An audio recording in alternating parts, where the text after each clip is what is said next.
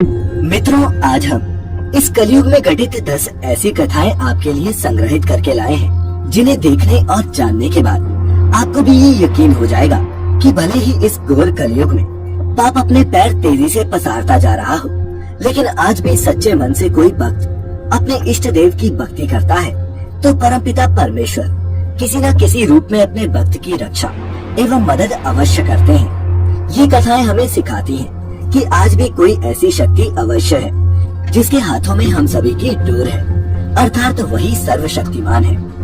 नमस्कार दर्शकों, कलयुग की कथाओं के अध्याय 1 से 10 के इस संग्रह पर आपका हार्दिक स्वागत है।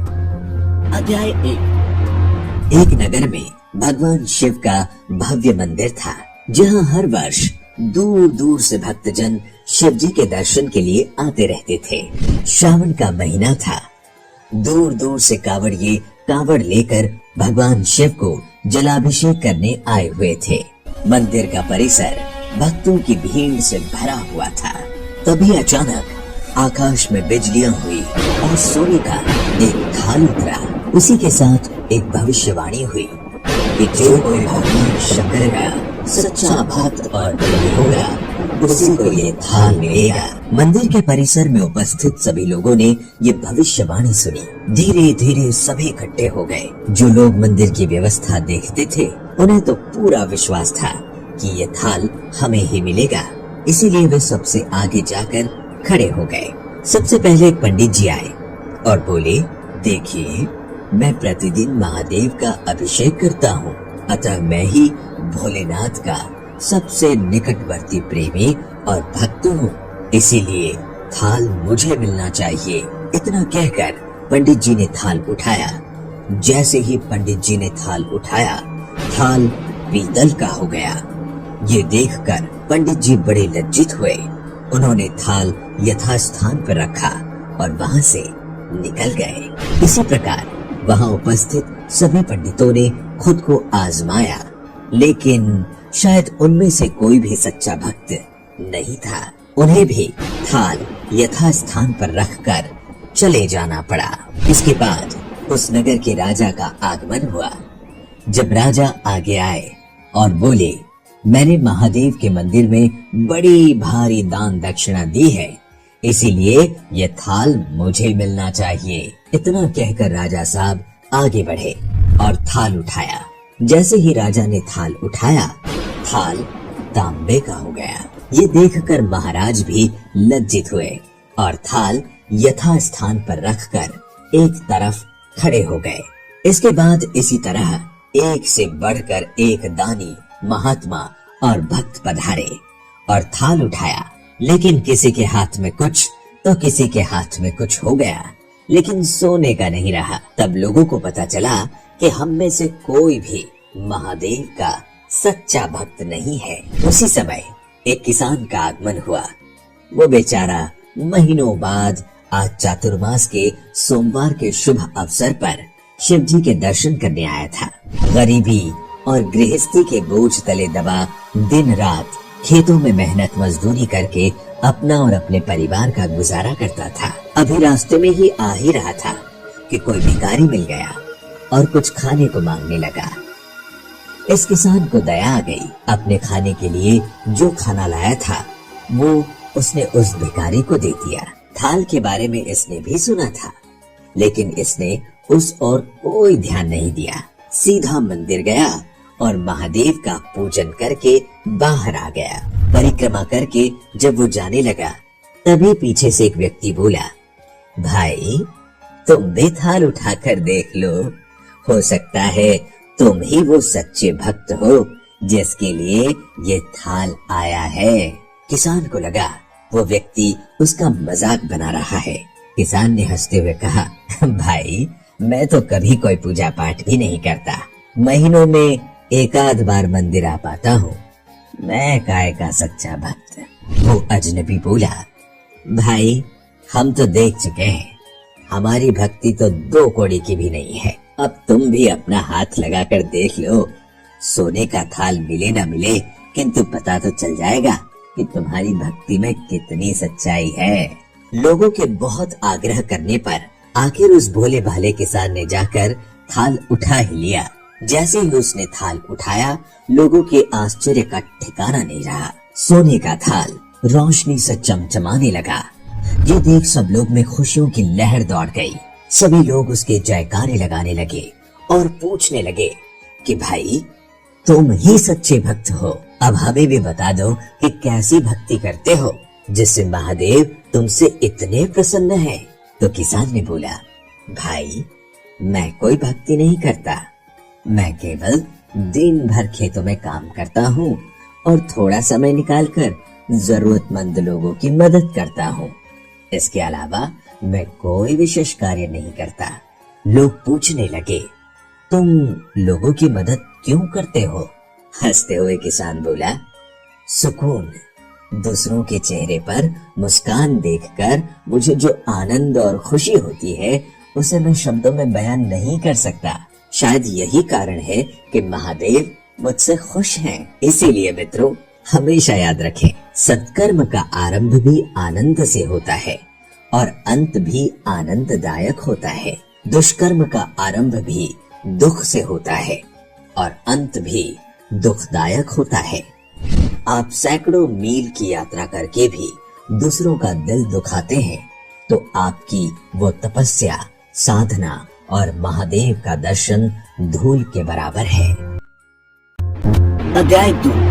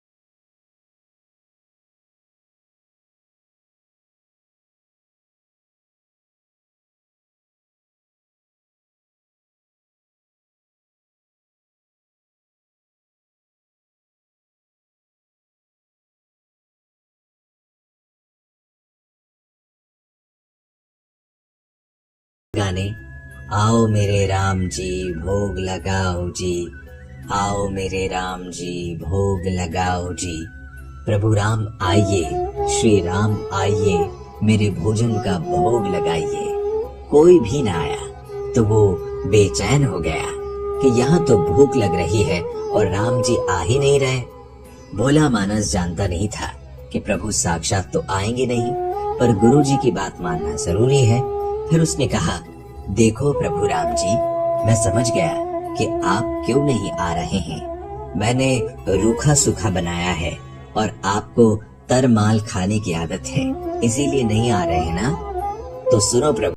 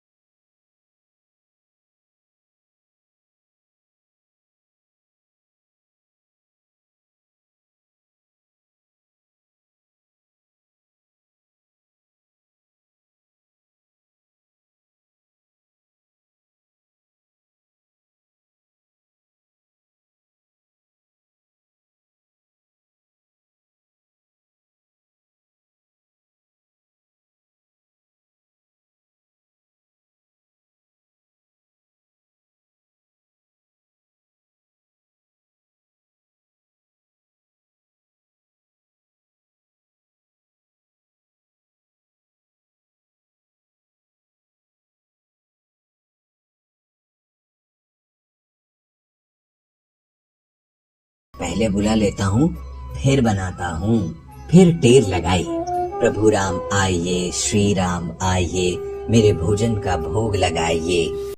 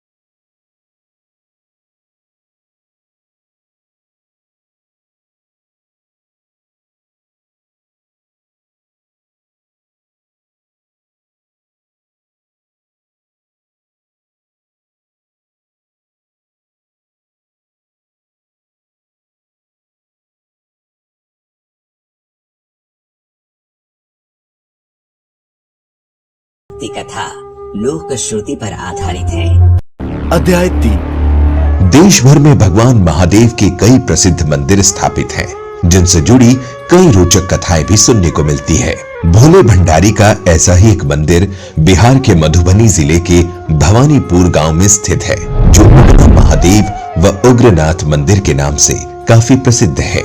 ऐसी लोक मान्यता है कि इस मंदिर में भगवान शिव ने स्वयं मैथिली भाषा के महाकवि विद्यापति के घर नौकरी की थी। महाकवि विद्यापति हिंदी साहित्य की भक्ति परंपरा के प्रमुख कवियों में से एक हैं, जिन्हें मैथिली के सर्वोपरि कवि के रूप में जाना जाता है। वे भगवान शिव के बहुत बड़े भक्त हुआ करते थे। उन्होंने भगवान शिव पर अनेक गीतों की रचना की है।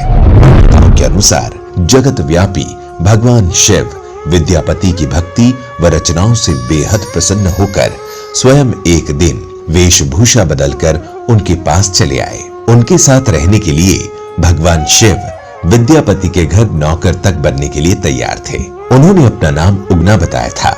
दरअसल कवि विद्यापति आर्थिक रूप से सबल नहीं थे, इसीलिए उन्होंने उगना यानी भगवान शिव को नौकरी पर रखने से पहले मना कर दिया था, मगर फिर शिवजी के कहने पर ही सिर्फ 2 वक्त के भोजन पर उन्हें रखने के लिए विद्यापति तैयार हो गए थे। ऐसी कथा है, जब एक दिन विद्यापति राजा के दरबार में जा रहे थे तो तेज गर्मी व धूप से विद्यापति का गला सूखने लगा, मगर आसपास जल नहीं था। इस पर साथ चल रहे विद्यापति ने उगना यानी शिवजी से जल लाने के लिए कहा।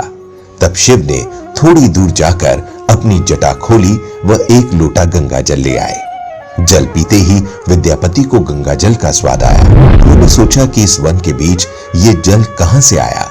इसके बाद कि कहीं उगना स्वयं शिव तो नहीं। उन्होंने शिव के चरण पकड़ लिए तो शिव को अपने वास्तविक स्वरूप इसके बाद शिवजी ने महाकवि विद्यापति के साथ रहने की इच्छा जताई और उन्हें बताया कि वो उगना बनकर ही साथ रहेंगे। उनके वास्तविक रूप का किसी को भी पता न चलना चाहिए। इस पर विद्यापति ने भगवान शिव की सारी बातें मान ली, लेकिन एक दिन उगना द्वारा किसी गलती पर कवि की पत्नी शिवजी को चूल्हे की जलती हुई लकड़ी से पीटने लग गई। उसी समय विद्यापति वहां आ गए और उनके मुख से निकल गया कि ये तो साक्षात भगवान शिव है और तुम इन्हें मार रही हो। मगर विद्यापति के मुख से जैसे ही ये बात निकली तो भगवान शिव अंतर ध्यान हो गए।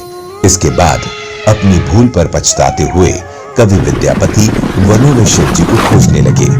अपने प्रिय भक्त की ऐसी दशा देखकर भगवान उनके समक्ष प्रकट हुए और उन्हें समझाया कि मैं अब तुम्हारे साथ नहीं रह सकता, परंतु उगना के रूप में जो तुम्हारे साथ रहा उसके प्रतीक चिन्ह के रूप में अब मैं शिवलिंग के रूप में तुम्हारे पास विराजमान रहूंगा।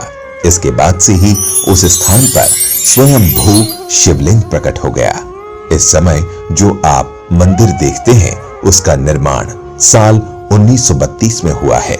इसके अलावा बताया जाता है कि 1934 के भूकंप में मंदिर को कोई भी नुकसान नहीं आया था।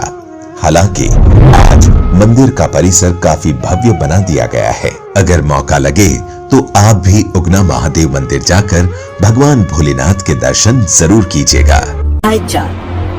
इस सीरीज में इस बार हम ऐसे एक महान कृष्ण भक्त की कहानी बता रहे हैं जो धर्म से तो मुस्लिम थे, लेकिन उनमें हरि भक्ति ऐसी थी जो बड़े बड़े ऋषि मुनियों में भी दुर्लभ थी। वर्तमान के बांग्लादेश के यशोहर जिले में एक छोटा सा गांव बूडन था। इसी गांव में एक गरीब मुस्लिम परिवार रहता था। इसी परिवार में हरिदास खां का जन्म हुआ था। पूर्व जन्म के संस्कार ही थे कि बाल्यकाल से ही हरिदास की श्रद्धा हरि नाम जपने में थी। किशोर होते ही उन्होंने वैराग्य ले लिया, गृह त्याग कर दिया और वन ग्राम के समीप जंगल में कुटी बनाकर रहने लगे। हरिदास खान बड़े ही शांति प्रिय व धैर्यवान साधु थे। क्षमा उनका गुण था तो निर्भयता उनका आभूषण थी। उनकी आवाज में बड़ा ही माधुर्य था। वो प्रतिदिन 3 लाख हरि नाम का जाप करते थे। जाप भी उच्च आवाज में करते थे। किसी ने उनसे जोर जोर से जाप करने का कारण पूछा। महाराज, क्या भगवान को कम सुनाई देता है जो आप इतने उच्च स्वर में जाप करते हैं, या कोई अन्य कारण है? भक्त, ये हरिनाम बड़ा ही अलौकिक है। इसका श्रवण मात्र ही प्राणी को इस नरक से मुक्त कर देता है। मैं इसी कारण जाप उच्च स्वर में करता हूँ कि इस निर्जन वन में जितने भी जीव जंतु हैं, वातावरण में कितने ही प्रकार के अदृश्य कीट पतंगे हैं, ये सब इसका श्रवण करें और भाव से पार हो जाएं। हरिदास जी बोले। उनकी बात से वो व्यक्ति संतुष्ट हो गया। उनकी ख्याति बढ़ती जा रही थी। कितने ही लोग अपना आदर्श मानकर उनके भगवत भक्त हो गए। उनकी ख्याति से कुछ लोग चिढ़ते भी थे, जिनमें रामचंद्र खां नाम का एक जमींदार था। उसने उनकी साधना और कीर्ति को नष्ट करने का षड्यंत्र रचा और एक वैश्या को धन का लालच दिया। वैश्या तो धन की दीवानी थी ही, उसने तत्काल सहमति दे दी। रूप और सौंदर्य की साक्षात मूर्ति उस वैश्या ने श्रृंगार किया और रात्रि के समय हरिदास जी की कुटिया में पहुंच गई। लेकिन वो तो भगवान की आराधना में लीन थे। उनका मनोहर रूप देखकर वैश्या उन पर आसक्त हो गई। एक तो उसका उद्देश्य भी ऐसा ही था, दूसरे हरिदास जी की तेजस्वी मुख मुद्रा से उसके मन में काम का विकार आ गया। वो निर्लज होकर निर्वस्त्र हो गई और रात भर उनके साथ कुछ चेष्टाएं करने का प्रयास करती रही। रात्रि भर वो वैश्या हरिदास जी की समाधि भंग करने का प्रयास करती रही, परंतु सफल न हो सकी। प्रातः काल होने पर उसने अपने वस्त्र पहने और चलने को तैयार हुई। देवी, क्षमा चाहता हूँ, समाधिस्थ होने के कारण मैं आपसे बातें न कर सका। आप किस प्रयोजन से आई थी? वो मुस्कुराकर चली गई। 3 रात लगातार वो अपने प्रयास में विफल रही। वो साधु किंचित मात्र भी अपने तप से नहीं टिका था, जबकि उस वैश्या के कानों में निरंतर हरिनाम की आवाज गूंजने से उसका अंतकरण शुद्ध हो गया था। वो चौथी रात्रि भी आई। हरिदास जी उस वक्त भी पूर्ण भाव से भगवत भजन में लीन थे। इतने लीन थे कि उनकी आंखों से अश्रुधारा बह रही थी। वैश्या को आत्मग्लानि हो उठी। ये साधारण साधु नहीं है। वो सोचने लगी, जो मुझ जैसी परम सुंदरी की उपस्थिति का आभास तक नहीं करता, वो अपनी ही धुन में लीन रहता है, तो निश्चय ही इसे किसी अलौकिक आनंद की प्राप्ति हो रही है। अवश्य ही इसे कोई अन्य ऐसा आनंद प्राप्त है जिसके समक्ष संसार के सब रूप इसके सामने फीके लगते हैं। वैश्य उसे पथ भ्रष्ट करने आई थी और स्वयं ही सदमार्ग पर चल पड़ी। उसे हरिदास जी ने दीक्षित करके तपस्विनी बना दिया। उन्होंने उस स्थान को उसे ही सौंपा और स्वयं हरिनाम प्रचार करने चल पड़े। वैश्या उसी कुटिया में हरिनाम गाने लगी। ये साधु संग और हरिनाम श्रवण का प्रताप था कि वो वैश्या भी आगे चलकर भगवान की परम भक्त बनी। हरिदास वहाँ से चलकर शांतिपुर पहुँचे। शांतिपुर में मुस्लिम शासक था। उस धर्मांध शासक के फतवे से हिंदुओं को अपना धर्माचरण करना कठिन हो रहा था। ऐसे में हरिदास जी मुस्लिम होकर भी हिंदू आचरण करते हरिनाम लेते थे। कुछ मुस्लिम अधिकारियों को ये बात बुरी लगी। उन्होंने बादशाह को ये बात बढ़ा चढ़ा कर बताई। बादशाह के तत्काल हरिदास जी की गिरफ्तारी का हुक्म दिया। उन्हें पकड़कर जेल में डाल दिया गया। ये खबर आग की तरह हरिदास जी के भक्तों में फैली। सब बड़े दुखी हुए और ऐसे अन्यायी बादशाह की सर्वत्र भर्त्सना होने लगी। इधर हरिदास जी जेल में भी हरिनाम जाप करते रहे। जेल के अन्य बंदी भी उनके भक्त हो गए। स्थिति काबू से बाहर होती देखकर अधिकारियों ने मुकदमा चलाया। उन्हें अदालत में काजी के सामने लाया गया। हरिदास, तुम बड़े भाग्यों से तो मुसलमान के घर में जन्मे, फिर भी काफिरों के देवता का नाम लेते हो, उन्हीं जैसा आचरण करते हो। हम तो हिंदू के घर का पानी भी नहीं पीते। ये महापाप तुम न करो। इसके लिए तुम्हें जहन्नुम की आग में झुलसना होगा। अब तुम कलमा पढ़ लो तो तुम पाक हो जाओगे। हे काजी साहब, इस संसार का मालिक एक है। उसकी दृष्टि में तनाव की अलग अलग कौम नहीं है। हमने ही उसे बांट रखा है। उसी हरि ने प्रत्येक मानव को ये अधिकार दिया है कि वो चाहे जिस नाम से उसकी आराधना कर सकता है। जब उसे अल्लाह, भगवान या जो भी नाम दे, उसकी दृष्टि में मैं अपराधी नहीं हूँ। तो आपके अनुसार मैं कैसे अपराधी हुआ? ये अपराध है, इसकी तुम्हें सख्त सजा मिलेगी। काजी बोला, ये काफिर है। इसे इसके गुनाह के लिए 22 बाजारों में घुमाया जाए और इसे इतने बेत लगाए जाए कि इसकी सांसें इसका साथ छोड़ दे। क्रोध में उन्हें सजा सुना दी गई। हुक्म की तालीम हुई। हरिदास जी को घुमाते हुए बाजारों में बेत लगाए जाने लगे। हरि नाम में लीन उन्होंने अपने प्राण को केंद्र में स्थिर कर लिया। बेतों की मार से उनके मुख से उफ तक नहीं निकली। मारने वाले थक गए, परंतु पीटने वाला अडिग रहा। क्योंकि उन्होंने अपने प्राण केंद्र में स्थिर किए हुए थे, इसीलिए सिपाहियों ने उन्हें मरा जानकर गंगा में फेंक दिया। परंतु जिसके जीवन की डोरी स्वयं जगन्नाथ ने पकड़ी है, उसे कौन मार सकता है? वे चेतन होकर जीवित गंगा से निकल आए। अधिकारियों ने जब ये सुना तो भयभीत होकर हरिदास जी के पास पहुंचकर और उनके चरण पकड़ लिए। संत ने उन्हें माफ किया और हरि नाम का जाप करते करते वहां से चले गए। अध्याय 5। हिमाचल में कांगड़ा से 30 किलोमीटर दूर स्थित है ज्वाला देवी का मंदिर। इसे जोता वाली माता का मंदिर भी कहा जाता है।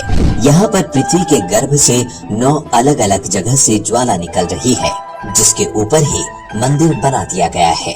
इन 9 ज्योतियों को महाकाली, अन्नपूर्णा, चंडी, हिंगलाज, विंध्यवासिनी, महालक्ष्मी, सरस्वती, अंबिका, अंजी देवी के नाम से जाना जाता है। इस जगह के बारे में एक कथा अकबर और माता के परम भक्त ध्यानो भगत से जुड़ी है। जिन दिनों भारत में मुगल सम्राट अकबर का शासन था, उन्हीं दिनों की ये घटना है। हिमाचल के नादौन ग्राम निवासी माता का एक सेवक ध्यानो भक्त 1000 यात्रियों सहित माता के दर्शन के लिए जा रहा था। इतना बड़ा दल देखकर बादशाह के सिपाहियों ने चांदनी चौक दिल्ली में उन्हें रोक लिया और अकबर के दरबार में ले जाकर ध्यानो भक्त को पेश किया। बादशाह ने पूछा, तुम इतने आदमियों को साथ लेकर कहाँ जा रहे हो? ध्यानो ने उत्तर दिया, मैं ज्वाला माई के दर्शन के लिए जा रहा हूँ। मेरे साथ जो लोग हैं वो भी माता जी के भक्त हैं और यात्रा पर जा रहे हैं। अकबर ने सुनकर कहा, ये ज्वाला माई कौन है और वहाँ जाने से क्या होगा? ध्यानो भक्त ने उत्तर दिया, महाराज, ज्वाला माई संसार का पालन करने वाली माता है।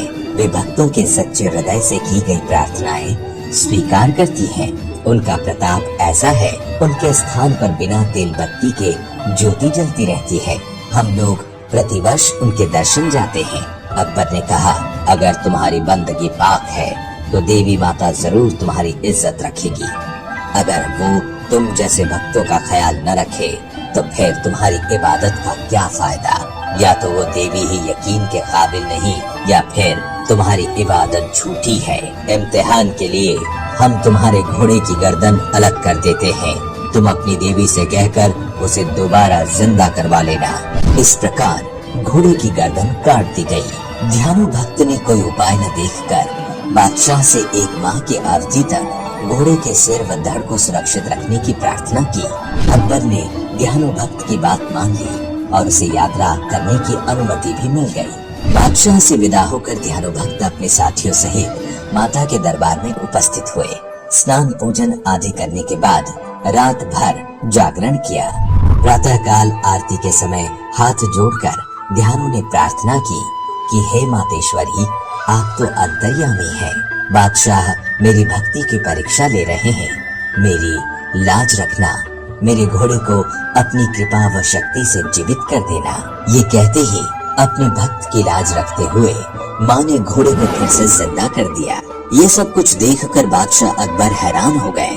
उसने अपनी सेना बुलाई और खुद मंदिर की तरफ चल पड़ा। वहां पहुंचकर फिर उसके मन में शंका हुई। उसने अपनी सेना से माँ की ज्योतियों को बुझाने के लिए अकबर नहर बनवाया, लेकिन माँ के चमत्कार से ज्योतियां नहीं बुझ पाई। इसके बाद अकबर माँ के चरणों में पहुंचा, लेकिन उसको अहंकार था कि उसने 1.25 मन यानी 50 किलो सोने का छत्र हिंदू मंदिर में चढ़ाया है, इसलिए ज्वाला माता ने वो छत्र कबूल नहीं किया। इसे लोहे का बना दिया और उसे खंडित कर दिया। आप आज भी वो बादशाह अकबर का छत्र ज्वाला देवी के मंदिर में देख सकते हैं। जब माँ ने अकबर का घमंड दूर कर दिया था, तब अकबर ने भी माँ के भक्तों के लिए वहाँ सराय बनवाए। अगर घोड़े का सर नहीं जुड़ा होता तो अकबर जैसा शहंशाह दिल्ली से हिमाचल प्रदेश क्यों जाता। अध्याय 6। ये कथा हमारे देश की साक्षी गोपाल नामक एक मंदिर से जुड़ी हुई है। कथा के अनुसार एक बार 2 ब्राह्मण वृंदावन की यात्रा पर निकले। उनमें से एक वृद्ध था और दूसरा जवान था। मार्ग लंबा और कठिन था, जिस वजह से उन दोनों यात्रियों को यात्रा के दौरान कई कष्टों का सामना करना पड़ा। उस समय आज के जैसे रेलगाड़ियों और बसों की सुविधा उपलब्ध नहीं थी। यात्रा के दौरान युवा ब्राह्मण ने वृद्ध व्यक्ति की खूब मदद की, जिस वजह से वृंदावन पहुंचकर उस वृद्ध ब्राह्मण ने कृतज्ञता जताते हुए कहा कि हे युवक, तुमने मेरी खूब सेवा की है। मैं तुम्हारा अत्यंत कृतज्ञ हूँ। इस सेवा के बदले मैं तुम्हें पुरस्कार देना चाहता हूँ। पर उस युवा ब्राह्मण ने पुरस्कार लेने से मना कर दिया, जिसके बाद भी वृद्ध व्यक्ति हट करने लगा।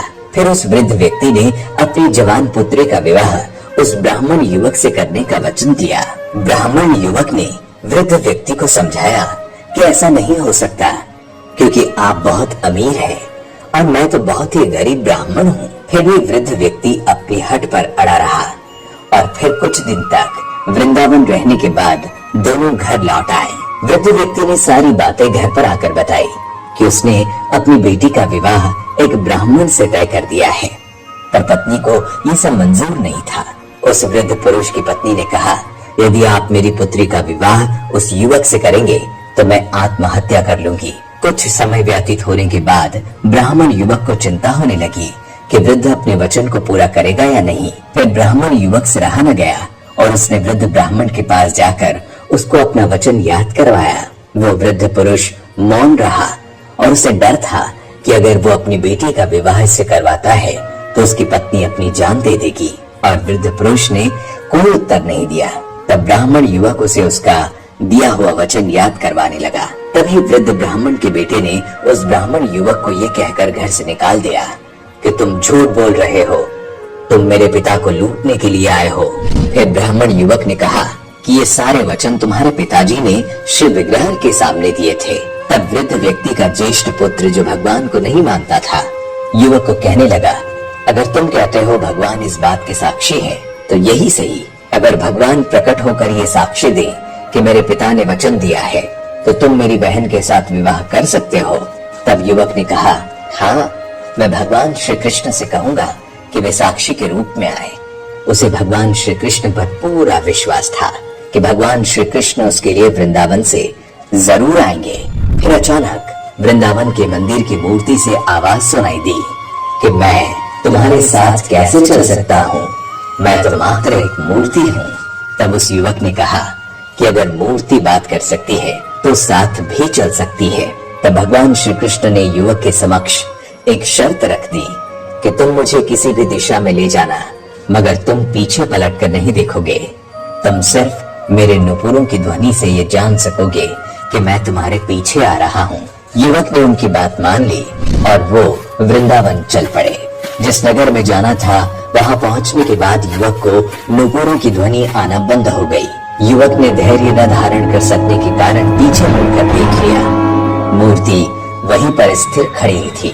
अब मूर्ति आगे नहीं चल सकती थी क्योंकि युवक ने पीछे मुड़कर देख लिया था। वो युवक दौड़कर नगर पहुंचा, सब लोगों को इकट्ठा करके कहने लगा कि देखो, भगवान श्री कृष्ण साक्षी रूप में आए हैं। लोग स्तंभित थे कि इतनी बड़ी मूर्ति इतनी दूरी से चलकर कैसे आई। फिर भगवान श्री कृष्ण की मूर्ति ने सबके सामने ब्राह्मण युवक की गवाही दी। उसके बाद वृद्ध ब्राह्मण की पुत्री के साथ उसका विवाह संपन्न हुआ। विवाह के बाद उस युवा ब्राह्मण ने श्री विग्रह के सम्मान में उस स्थल पर एक मंदिर बनवा दिया और आज भी लोग इस मंदिर में श्री गोपाल की पूजा करते हैं। अध्याय 7। मध्य प्रदेश के आगर मालवा के बैजनाथ महादेव का मंदिर प्रसिद्ध है। कथा उस समय की है जब भारत में अंग्रेजों का शासन था। कर्नल मार्टिन एक बार शत्रु सेना से घिर गए थे। तब स्वयं महादेव उनके प्राण बचाने आए थे। 1879 में अंग्रेज सेना और अफगानों के बीच लड़ाई चल रही थी। अंग्रेज सेना की ओर से कर्नल मार्टिन को युद्ध की जिम्मेदारी सौंपी गई। मार्टिन अफगानिस्तान चले गए। उस समय जल्द संदेश भेजने के लिए कोई साधन नहीं थे। पत्र ही समाचार जानने का जरिया था। लेकिन युद्ध के हालात में पत्र भेजना खतरे से खाली नहीं था। उस समय भी मार्टिन रोज पत्र लिखते और अपनी कुशलता का समाचार परिजनों तक बताते। कुछ दिन तक उनके पत्र नियमित आते रहे, लेकिन एक दिन पत्र नहीं आया। फिर तो कुछ दिनों तक मार्टिन का कोई समाचार नहीं मिला। उनके परिजन पत्र का इंतजार कर रहे थे। मन में अनेक आशंकाएं पैदा हो रही थी। एक दिन की बात है, कर्नल मार्टिन की पत्नी कहीं जा रही थी। रास्ते में बैजनाथ महादेव का मंदिर था। उस समय लोग भगवान की आरती कर रहे थे। वे मंदिर में गई और वहां पुजारियों से पूजा करने के बारे में पूछने लगी। मंदिर के पुजारी ने कहा, ये भगवान शिव हैं, इनके लिए कुछ भी असंभव नहीं है, ये सब कुछ कर सकते हैं। भक्त का संकट कैसा भी क्यों न हो, ये उसे दूर करने की शक्ति रखते हैं। मार्टिन की पत्नी को आश्चर्य हुआ और मन में एक शक्ति का एहसास भी हुआ। वो बोली, मेरे पति युद्ध भूमि में है, न जाने अफगानिस्तान में कैसे हालात होंगे। मेरे मन में कई आशंकाएं पैदा हो रही है। ये कहते हुए उनकी आंखों में आंसू आ गए। ये देख पुजारी ने उन्हें दिलासा देते हुए कहा, आप धैर्य रखें, भगवान शिव को अपनी पीड़ा बताइए, वह जरूर आपकी मदद करेंगे। श्रीमती मार्टिन ने हाथ जोड़कर भगवान भोलेनाथ से आशीर्वाद मांगा। पुजारियों ने भी उनके पति के लिए प्रार्थना की तथा अनुष्ठान शुरू किया। अनुष्ठान के समापन दिवस पर डाकिया एक पत्र लेकर आया। श्रीमती मार्टिन के मन में पुनः आशंकाएं उत्पन्न होने लगी। उन्होंने लिफाफा खोला। ये उनके पति का पत्र था। उन्होंने लिखा था, हमारी सेना युद्ध कर रही थी, हालात बहुत खराब थे। एक दिन हमें पठानों ने घेर लिया। मुझे महसूस हुआ कि आज जीवन का अंतिम दिन है। मेरे कई सैनिक शहीद हो चुके थे, मृत्यु निकट थी। मैंने आंखें बंद कर भगवान को याद किया। इतने में न जाने कहां से एक व्यक्ति आया। उसके बड़े बड़े बाल थे। उसने हाथ में कोई नोकदार हथियार ले रखा था। उसे देखते ही पठान भागने लगा। इस तरह मेरे प्राण बचे। उस व्यक्ति ने मुझे दिलासा दी कि घबराओ नहीं, मैं तुम्हारे लिए ही आया हूँ। पत्र पढ़कर श्रीमती मार्टिन का भगवान शिव पर विश्वास दृढ़ हो गया। कुछ दिनों बाद जब कर्नल मार्टिन को सकुशल भारत आ गए, उन्होंने घटनाएं विस्तार से बताई किसी अंग्रेज का भगवान शिव पर ऐसा विश्वास लोगों के लिए आश्चर्य का विषय था। बाद में कर्नल ने पूरे शहर में से चंदा इकट्ठा किया और खुद की ओर से राशि मिलाकर भगवान शिव के मंदिर का जीर्णोद्धार करवाया।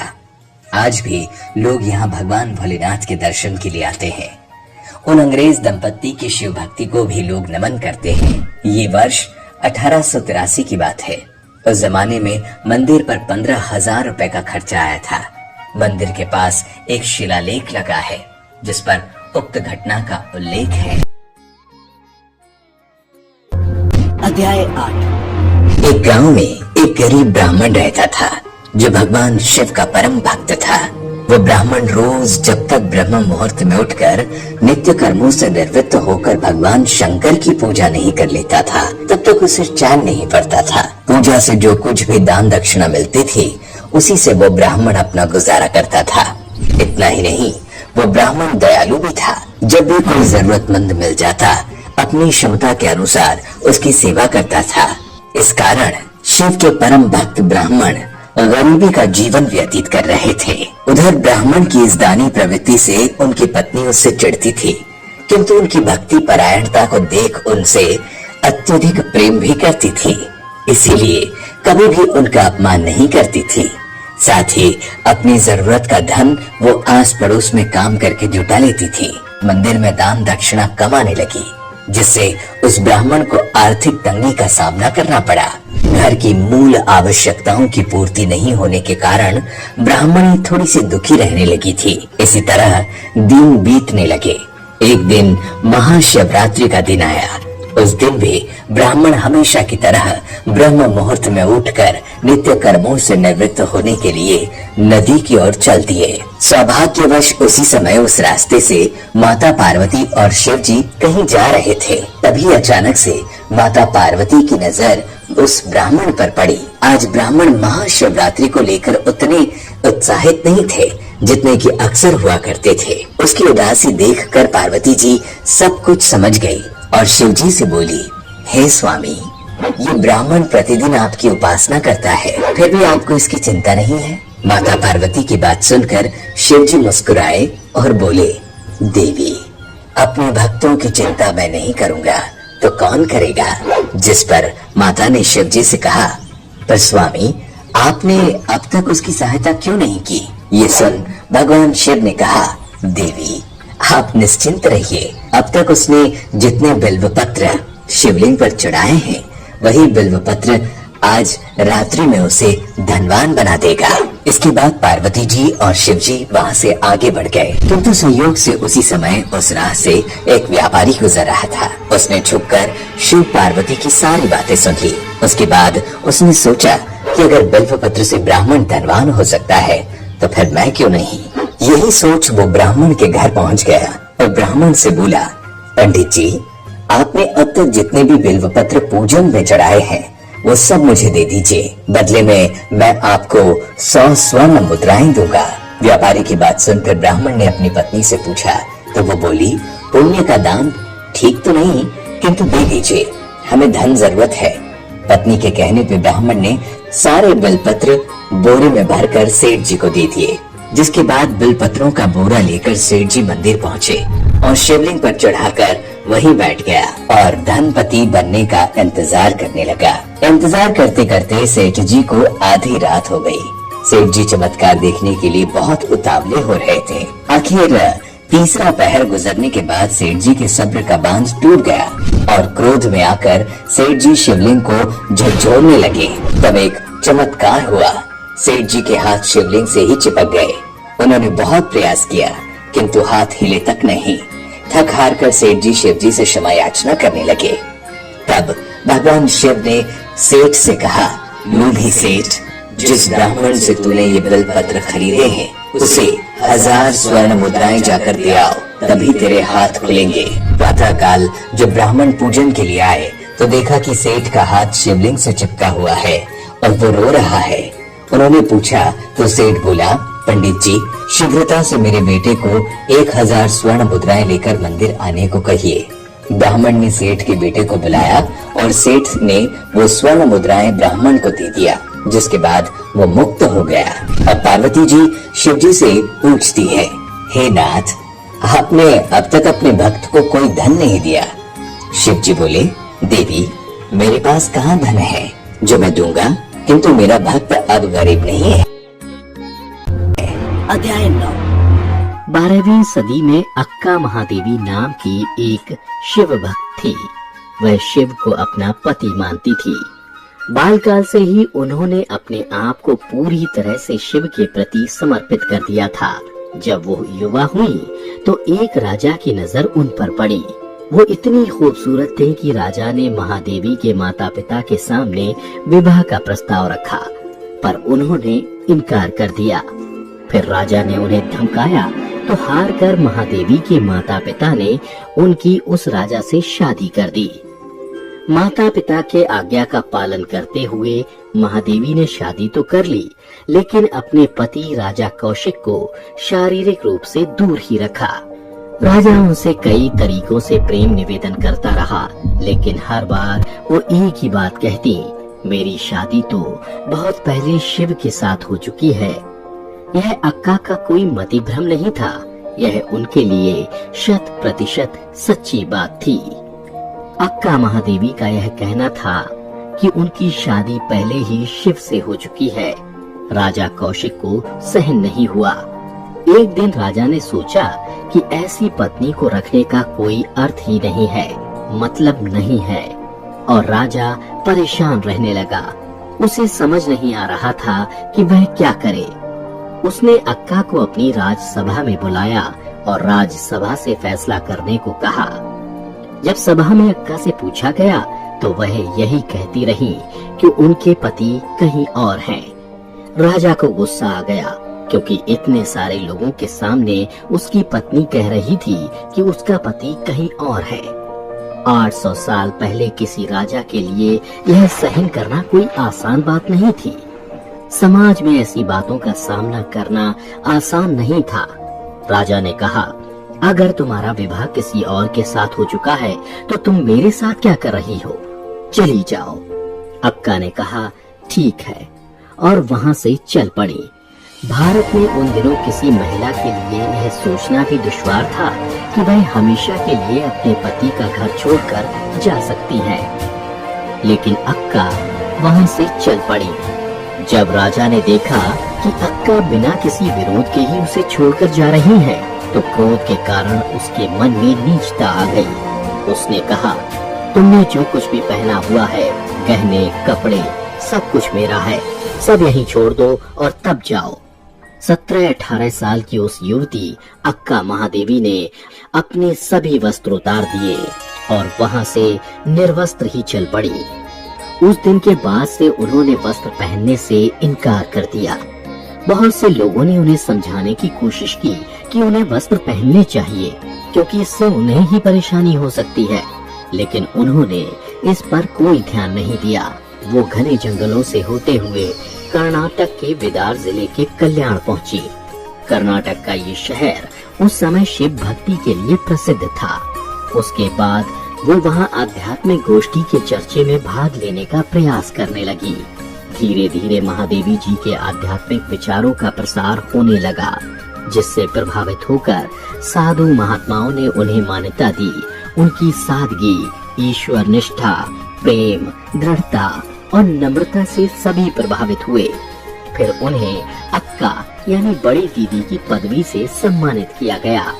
तब से शिव भक्तनी महादेवी अक्का महादेवी के नाम से जानी जाने लगी।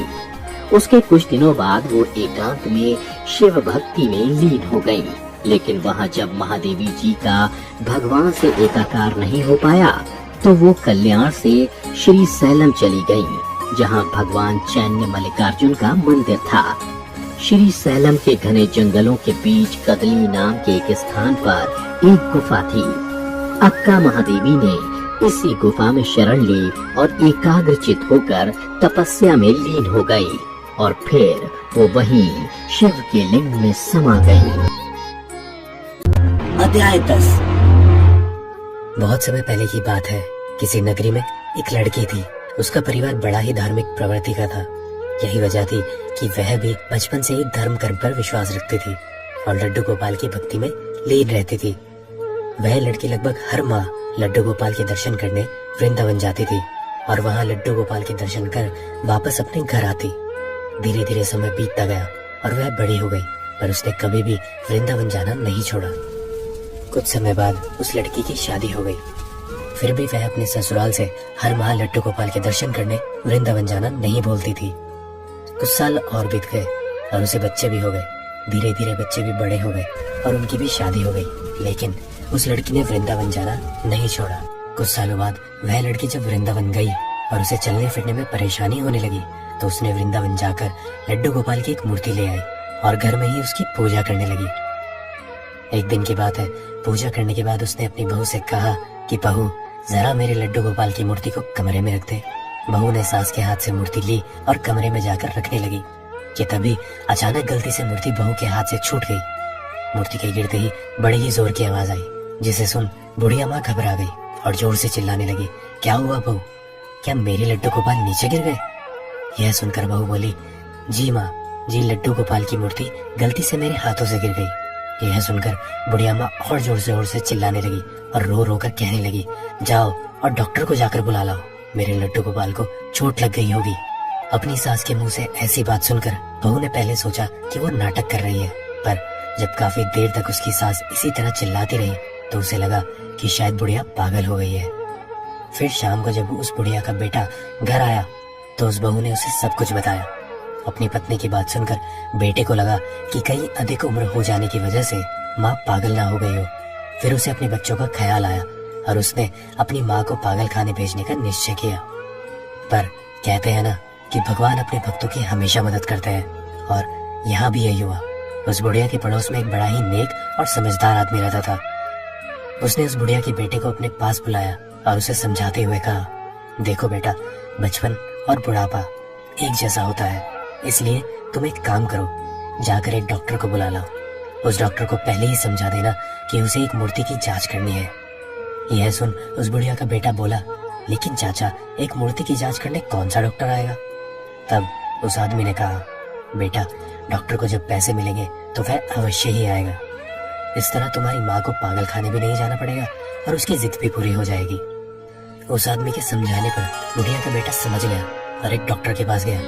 डॉक्टर को उसने सारी बात बतलाई। पहले तो डॉक्टर को लगा कि यह कौन सा पागल उसके पास आ गया है। फिर बुढ़िया के बेटे ने डॉक्टर को कहा कि डॉक्टर साहब, आपको कुछ नहीं करना है, बस मेरे घर जाकर मूर्ति की जांच के बाद बस इतना कहना है कि इस मूर्ति में अब कुछ नहीं बचा है, ताकि मेरी माँ को तसल्ली मिल जाए। इसके बदले आपकी जो भी फीस होगी वो मैं दे दूंगा। यह सुनकर डॉक्टर राजी हो गया। अगले दिन सुबह सुबह वह डॉक्टर बुढ़िया के घर आया और आते ही बोला, बुढ़िया माँ, कहाँ है तेरा लड्डू गोपाल? बुढ़िया ने मूर्ति को दिखाते हुए कहा, आओ डॉक्टर साहब, आओ, जरा देखना क्या हो गया मेरे लड्डू गोपाल को। डॉक्टर दूर से ही बोला, बूढ़ी माँ, इसमें तो जान ही नहीं है, ये तो खत्म हो गई है। यह सुन बुढ़िया को गुस्सा आ गया। बुढ़िया ने डॉक्टर से पूछा, डॉक्टर, तुझे कितने साल हो गए हैं डॉक्टरी करते हुए? डॉक्टर घबरा गया और बोला, 40 साल। पर क्यों? बुढ़िया ने कहा, 40 साल हो गए हैं डॉक्टरी करते हुए, पर अभी तक ये समझ नहीं आया कि मरीज को हाथ लगाए बिना उसकी बीमारी का पता नहीं चलता। यह सुन डॉक्टर को लगा कि शायद वो ज्यादा ही जल्दी अपना काम खत्म कर रहा है। उसने जाकर मूर्ति के हाथ की नब्ज देखी और कहा कि माँ, कुछ नहीं है तेरे लड्डू गोपाल में। बुढ़िया बोली, डॉक्टर, सही से देख, ऐसा नहीं हो सकता। डॉक्टर ने इस बार मूर्ति के सीने पर हाथ लगाया और फिर बोला, माँ, अब कुछ नहीं है तेरी इस मूर्ति में, यह खत्म हो गई है। फिर भी उस बुढ़िया को विश्वास नहीं हुआ। उसने डॉक्टर से कहा, बेटा, तुम लोगों के पास जो मशीन होती है, जरा उससे चेक करके तो देखो। डॉक्टर समझ गया कि बुढ़िया माँ स्टेथोस्कोप की बात कर रही है। यह सुन उस डॉक्टर ने अपना स्टेथोस्कोप निकाला और उसे मूर्ति की छाती पर लगाया। मूर्ति में से जोर जोर से धक धक की आवाज आई। यह सुन डॉक्टर हैरान हो गया। उसे अपने कानों पर विश्वास ही नहीं हो रहा था। उसने बार बार चेक करा और हर बार धक धक की आवाज आई। उसके बाद उस डॉक्टर ने उस बुढ़िया के पैर पकड़ लिए और बोला, माँ, यह दुनिया जो तुझे पागल कहती है ना, असल में यह दुनिया ही पागल है, जो इस मूर्ति के पीछे छिपी तेरी भावना को नहीं देख सकी। इस मूर्ति में जान नहीं थी, यह तो तेरी श्रद्धा और भक्ति थी कि इस मूर्ति में भी जान आ गई। तो मित्रों, उम्मीद है कि आपको इन सभी धार्मिक कथाओं से कुछ न कुछ मार्गदर्शन अवश्य ही मिला होगा। ऐसी सभी आध्यात्मिक वीडियोस के लिए जुड़े आज ही हमारे साथ और सब्सक्राइब कर। इन कथाओं को अपने दोस्तों और सगे संबंधियों के साथ साझा करने के लिए इसे अभी फेसबुक या व्हाट्सएप पर शेयर करें। फिलहाल आज के लिए इतना ही। अब हमें इजाजत दीजिए और वीडियो पूरी देखने के लिए आपका तहे दिल से बहुत बहुत धन्यवाद।